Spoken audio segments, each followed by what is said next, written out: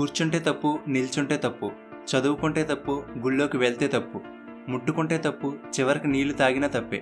ఒకానొక సమయంలో అంటరానితనం పేరుతో అట్టడుగు వర్గాల ప్రజల పరిస్థితి ఈ విధంగా ఉండేది. అలాంటి సమయంలో అణగారిన ప్రజల తరపున ఒక విప్లవ వీరుడు పుట్టుకొచ్చాడు.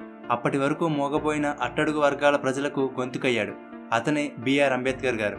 భారత రాజ్యాంగ నిర్మాత, బడుగు బలహీన వర్గాల ఆశాజ్యోతి, ఆర్థిక నిపుణుడు, దళితోద్ధారకుడు, మహామేధావి, బహుముఖ ప్రజ్ఞాశాలి.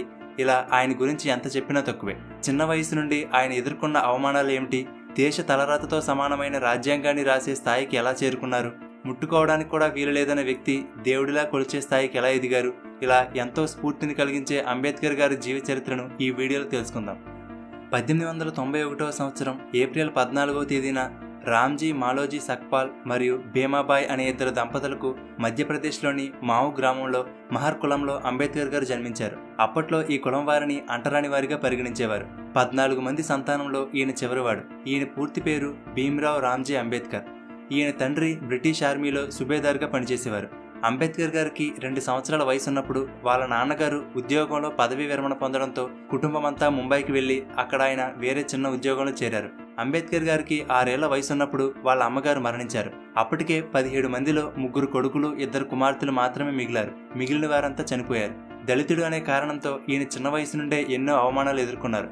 చిన్నప్పుడు వాళ్ళ అన్నయ్యతో కలిసి వేరే ఊరికి నడిచి వెళ్తుంటే బాగా దాహం వేయడంతో దగ్గరలో ఉన్న ఒక ఇంటికి వెళ్లి తాగడానికి నీటిని అడిగితే అంబేద్కర్ గారు మహర్ కులానికి చెందినవారని తెలిసి వాళ్ళు నీళ్లు ఇవ్వకపోగా పక్కనే ఉన్న మురికి గుంటలో నీటిని తాగమని తిట్టి పంపించారు. ఇక తప్పక దాహంతోనే కొంత దూరం నడిచి వెళ్ళాక ఒక ఎద్దుల బండి కనిపించింది. అది ఎక్కి కొంత దూరం వెళ్ళాక ఆ బండివాడికి వీళ్ళు మహర్ కులానికి చెందినవారని తెలిసి వాళ్ళని తిట్టి బండి నుండి దింపేశాడు. చివరికి వాళ్ళు 2 ఇంతల బాడుగా ఇస్తానని బ్రతిమలాడితే అప్పటికే ఆ బండి మైల పడిపోయిందని చెప్పి వాళ్ళని ఆ బండి మీద వెళ్ళమని ఆ బండివాడు దూరంగా నడిచి వచ్చాడు. చివరికి స్కూల్లో కూడా మిగిలిన పిల్లలందరూ లోపల కూర్చుంటే అంబేద్కర్ మాత్రం తరగతి గది బయట తలుపు దగ్గర కూర్చునేవారు. ఒకసారి ఒక ఉపాధ్యాయుడు బోర్డు మీద ఒక లెక్క ఇచ్చి చేయమంటే ఎవరూ చేయలేకపోయారు. కానీ అంబేద్కర్ గారు చేయడానికి బోర్డు దగ్గరకు వెళ్తుంటే ఆ బోర్డు దగ్గరలో తమ భోజనాల క్యారేజీలు ఉన్నాయని, అవి మైల పడతాయని అంబేద్కర్ బ్లాక్ బోర్డుని ముట్టుకోవడానికి మిగిలిన పిల్లలు ఒప్పుకోలేదు. చివరికి దాహం వేస్తే కుండలోని మంచినీళ్లు కూడా తాగడానికి అనుమతి ఉండేది కాదు. అగ్రకులానికి చెందిన వాళ్ళు ఎవరైనా వచ్చి గ్లాస్తో పైనుండి నీటిని పోస్తే వాటిని దోశలతో పట్టుకుని తాగవలసి వచ్చేది. ఎక్కువగా ఆ స్కూల్లో ఉండే ప్యూన్ నీటిని పోసేవాడు. ఒకవేళ ఆ ప్యూన్ రాకపోతే ఆ రోజు నీళ్లుండేవి కాదు. అలా కొన్ని రోజులైతే ఒక చుక్క నీటిని కూడా తాగకుండా ఇంటికి వెళ్ళిపోయేవారు. ఈ విధంగా ప్రతి చోట కులం పేరుతో ఆయన వివక్షతకు గురయ్యేవారు. అయితే చదువులో మాత్రం అంబేద్కర్ ముందుండేవారు. దాంతో కృష్ణాజీ అంబేద్కర్ అనే ఒక ఉపాధ్యాయుడికి మాత్రం అంబేద్కర్ అంటే అభిమానం ఉండేది. అప్పటి వరకు అంబేద్కర్ గారి ఇంటి పేరు అంబా వాడేకర్. కానీ ఆ ఉపాధ్యాయుడు ఆ పిల్లవాడి మీద ఉన్న అభిమానంతో అంబా వాడేకర్ అనే పేరును తీసేసి తన పేరైన అంబేద్కర్గా మార్చారు. అప్పటి నుండి ఈయన పేరు బిఆర్ అంబేద్కర్గా మారింది. అలా 1907లో ఎల్ఫిన్స్టోన్ హై స్కూల్లో మెట్రికులేషన్ పూర్తి చేశారు. ఆ కాలంలో ఒక దళితుడు మెట్రికులేషన్ పూర్తి చేయడం ఒక గొప్ప విషయమే. దాంతో ఈయనకు సన్మానం కూడా చేశారు. దానిలో భాగంగానే ఉన్నత చదువుల కోసం ఆయనకు ఆర్థికంగా సహాయం చేయడానికి కొందరు ముందుకు వచ్చారు. అయితే పై చదువులకు వెళ్లడానికి ముందే అంబేద్కర్ గారికి 15 ఏళ్ల వయసున్నప్పుడు 9 ఏళ్ల వయసున్న రమాబాయి అనే అమ్మాయితో పెళ్లి చేసేశారు. అప్పటికే బరోడా మహారాజు అయిన సాయాజీరావు గైక్వాడ్ పేద విద్యార్థులకి ఆర్థికంగా సహాయం అందిస్తున్నారని తెలుసుకున్నారు. అలా బరోడా సంస్థానం నుండి వచ్చే నెలకి 25 రూపాయల స్కాలర్షిప్తో 1912 నాటికి బొంబాయి యూనివర్సిటీ నుండి economics and political science degree పట్టా పొందారు. తర్వాత అదే బరోడా సంస్థానంలో ఉద్యోగం కూడా దక్కింది. కానీ అంబేద్కర్ గారికి ఇంకా పై చదువులు చదువుకోవాలని కోరిక మనసులో ఉండేది. దీని గురించి మహారాజ్కి చెప్తే ఆయన దానికి ఒప్పుకుని ఒక షరతు పెట్టారు. అదేంటంటే విదేశాల్లో చదువు పూర్తయి ఇండియాకి వచ్చిన తర్వాత బరోడా సంస్థానంలో 10 సంవత్సరాలు పనిచేయాలని షరతు పెట్టారు. అంబేద్కర్ గారు దానికి ఒప్పుకుని బరోడా సంస్థానం నుండి వచ్చే నెలకు 11.5 పౌండ్ల స్కాలర్షిప్తో 1913లో అమెరికాలోని కొలంబియా యూనివర్సిటీలో చేరారు.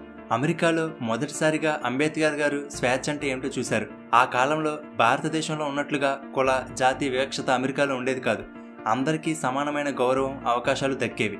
కొంతకాలానికి కొలంబియా యూనివర్సిటీలో పీజీ, పీహెచ్డీ పూర్తి చేశారు. ఆ తరువాత 1916లో లండన్లోని లండన్ స్కూల్ ఆఫ్ ఎకనామిక్స్లో చేరారు. లండన్లో అంబేద్కర్ గారు ఒక్క క్షణం కూడా వేస్ట్ చేయకుండా లండన్ లైబ్రరీలో ఉండే అన్ని పుస్తకాలు చదివారు. అక్కడ ఆయన ప్రపంచంలో ఎన్నో దేశాల చరిత్రలు, గొప్ప గొప్ప వ్యక్తులు, వాళ్ళ సిద్ధాంతాల గురించి క్షుణ్ణంగా చదివేవారు. ఒకవేళ మీరు కూడా అలా గొప్ప వాళ్ళ గురించి తెలుసుకోవాలనుకుంటే మీకు కుకు ఎఫ్ఎం యాప్ ఎంతగానో ఉపయోగపడుతుంది. దీనిలో ఏపీజే అబ్దుల్ కలాం గారి లాంటి గొప్ప వాళ్ళ జీవిత చరిత్రలను తెలుగులో ఆడియో రూపంలో వినవచ్చు. ఈ ఆడియో బుక్తో పాటు ఈ యాప్లో ఇంకా సెల్ఫ్ హెల్ప్, మోటివేషనల్తో పాటు చాలా టాపిక్స్కి సంబంధించిన బెస్ట్ సెల్లింగ్ బుక్స్ సమ్మరీని ఆడియో ఫార్మాట్లో తెలుగులో పొందవచ్చు. ఇది 4000+ అవర్స్ కంటెంట్ లైబ్రరీతో లీడింగ్ ఆడియో బుక్ యాప్. అలాగే ఎవ్రీ మంత్ కొత్త ఆడియో బుక్స్ని యాడ్ చేస్తున్నారు. చాలా మందికి పుస్తకం అంతా చదవడానికి టైం, ఇంట్రెస్ట్ ఉండకపోవచ్చు. కానీ ఈ యాప్తో ఎప్పుడైనా ఎక్కడైనా మన లాంగ్వేజ్లో ఆడియో బుక్స్ని వినొచ్చు. మన తెలుగుబడి వ్యూవర్స్ బడి 50 అనే కోడ్ని యూజ్ చేస్తే ఫస్ట్ 500 మెంబర్స్కి ఇయర్కి 399 రూపీస్ ఉండే సబ్స్క్రిప్షన్ కేవలం 199 రూపీస్కే దొరుకుతుంది. సో డిస్క్రిప్షన్లో ఇచ్చిన లింక్ మీద క్లిక్ చేసి కుకు ఎఫ్ఎంని ట్రై చేయండి. ఇక టాపిక్లోకి వెళ్తే అంబేద్కర్ గారు లండన్లో ఉన్నప్పుడు ఎన్నో అంశాల మీద పుస్తకాలు కూడా రాశారు. అక్కడే ఆయనకు డాక్టరేట్ కూడా లభించింది. కానీ కొంతకాలానికి బరోడా సంస్థానం కేటాయించిన స్కాలర్షిప్ అయిపోయిందని వెంటనే బరోడా సంస్థానంలో ఉద్యోగంలో చేరమని ఉత్తరం అందింది. దాంతో 1917లో అంబేద్కర్ గారు వెనక్కి వచ్చి ఒప్పందం ప్రకారం బరోడా సంస్థానంలో రక్షణ శాఖలో ఉద్యోగంలో చేరారు. అక్కడ ఆయనకి ఒక గొప్ప అధికారిగా ఉద్యోగం దక్కింది. కానీ ఈయన నిమ్న కులస్తుడు కావడంతో ఆయన క్రింద ఉండే ఉద్యోగులు కూడా ఆయనను గౌరవించేవారు కాదు. ఏదైనా ఒక ఫైల్ ఇవ్వాలంటే దూరం నుండే ఆయన టేబుల్ మీదకి విసిరేసేవారు. చివరికి ఆయన ఉండడానికి అద్దెకు కూడా ఇల్లు ఎవరిచ్చేవారు కాదు. చేసేది లేక ఒక పార్శీల సత్రంలో ఉండేవారు. కొన్ని రోజులకి వాళ్ళకి కూడా ఈయన నిమ్న కులస్తుడని తెలిసి వాళ్ళు కూడా గెంటేశారు. చదవాలన్నా, పని చేయాలన్నా, ఉండడానికి ఇల్లు కావాలన్నా, చివరికి నీళ్లు తాగాలన్నా కూడా కులం అడ్డు వచ్చేది. మనల్ని ఎవరైనా చిన్న మాట అంటేనే పడం కదా. అలాంటిది ఇలాంటి ఘోర అవమానాలు ఎదురైతే మనం తట్టుకోగలమా? కానీ ఆయన వాటన్నిటినీ సహించారు. చివరికి తన పరిస్థితిని బరోడా మహారాజుకి చెప్పుకుని ఆయన ఏమీ చేయలేనని చెప్పడంతో ఉద్యోగానికి రాజీనామా చేసి బొంబాయి వెళ్ళిపోయారు. ఎటువంటి ఉద్యోగం లేకపోవడంతో ఆదాయం కోసం ట్యూషన్లు చెప్పడం, కంపెనీలకు సలహాలనిచ్చే ఒక చిన్న కన్సల్టింగ్ బిజినెస్ని స్టార్ట్ చేశారు. మళ్ళీ కొన్ని రోజులకి అంబేద్కర్ గారు అంటరాని వాడని తెలిసి వ్యాపారులు కూడా ఆయన దగ్గరకు రావడం మానేశారు. దాంతో ఆ కంపెనీని కూడా మూసివేశారు. చివరికి అప్పటి బొంబాయి గవర్నర్ సహాయంతో ఒక కాలేజీలో ప్రొఫెసర్గా ఉద్యోగం దక్కింది. అలా ఉద్యోగం చేసుకుంటూనే 1927 నుండి అంటరానితనానికి వ్యతిరేకంగా ఉద్యమాలు చేయడం మొదలుపెట్టారు. అలా మహత్లో దళితుల మహాసభని ఏర్పాటు చేశారు. దేశంలో నలుమూలల నుండి కొన్ని వేల మంది దళితులు ఆ సభకు హాజరయ్యారు. అప్పటి వరకు దళితులు మహద్లోని చెరువులో నీటిని తాగడానికి అనుమతి ఉండేది కాదు. కానీ అంబేద్కర్ గారు ఆ సభలో దానికి వ్యతిరేకంగా పోరాడి ఆ చెరువులో నీటిని తాగడానికి అనుమతి వచ్చేలా చేశారు. అనుమతి వచ్చినా సరే మొదటిసారిగా ఆ చెరువులోకి వెళ్లి నీటిని తాగడానికి అందరూ భయపడుతుంటే అంబేద్కర్ గారు ధైర్యంగా వెళ్లి చెరువులో నీటిని తాగారు.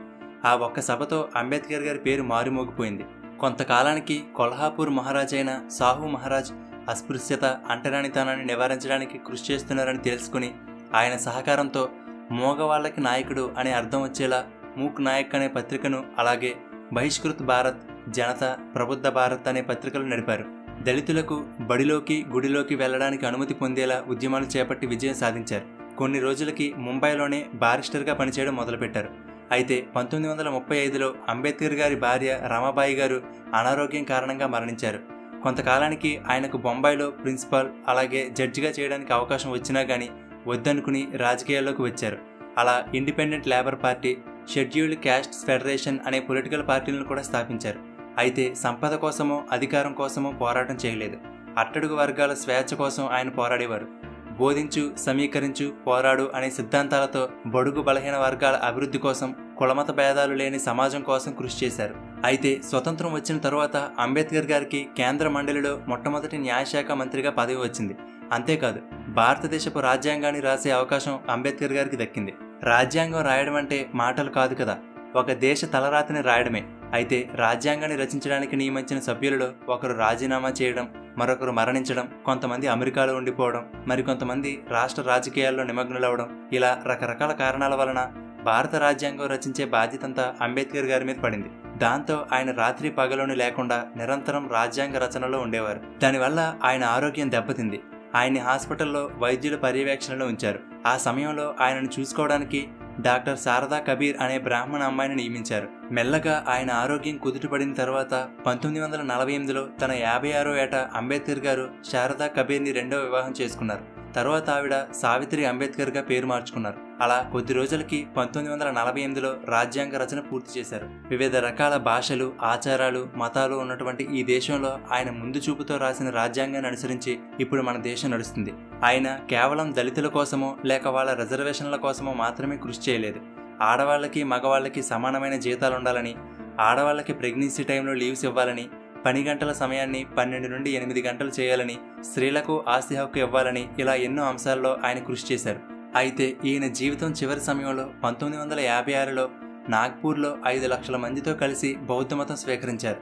ఆ తర్వాత కొద్ది రోజులకే అనారోగ్యం కారణంగా 1956 డిసెంబర్ 6వ తేదీన అంబేద్కర్ గారు మరణించారు. ఆయన మరణించినా కానీ ఆయన కృషి ఇప్పటికీ ఎంతోమంది జీవితాల్లో వెలుగును నింపుతుంది. ఒకవేళ ఆయన పూనుకుని ఉండకపోతే ఈనాటికి బడుగు బలహీన వర్గాల జీవితాలు ఇంకా అలాగే ఉండిపోయేవేమో. అందుకే ఈయన చేసిన సేవలకు గాను 1990లో భారత ప్రభుత్వం భారతదేశపు అత్యున్నత పురస్కారమైన భారతరత్న అవార్డునిచ్చింది. కొలంబియా యూనివర్సిటీ ప్రపంచంలోనే టాప్ 100 స్కాలర్స్ లిస్ట్ని ప్రకటిస్తే దానిలో మొదటి పేరు అంబేద్కర్ గారిదే ఉంది. ఎందుకంటే BA, MA, MSc, DSc, PhD, LLD, DLiT, barrister ఇలా ఎన్నో డిగ్రీలను ఆయన సాధించారు. ఒక వ్యక్తి తన జీవితకాలంలో ఇన్ని డిగ్రీలు పొందడం అంటే మాటలు కాదు.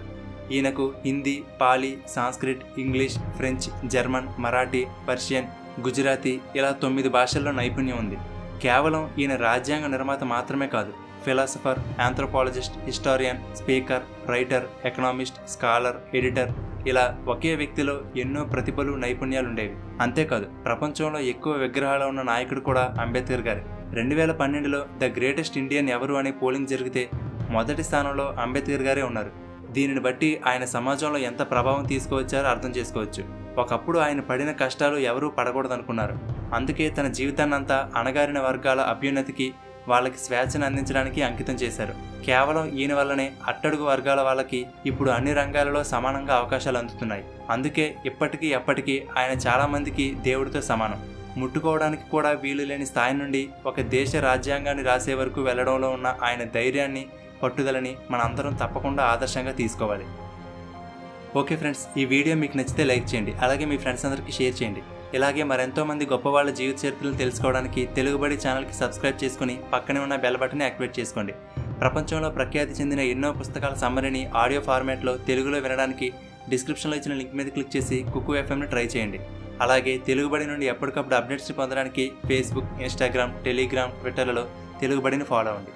Thank you for watching.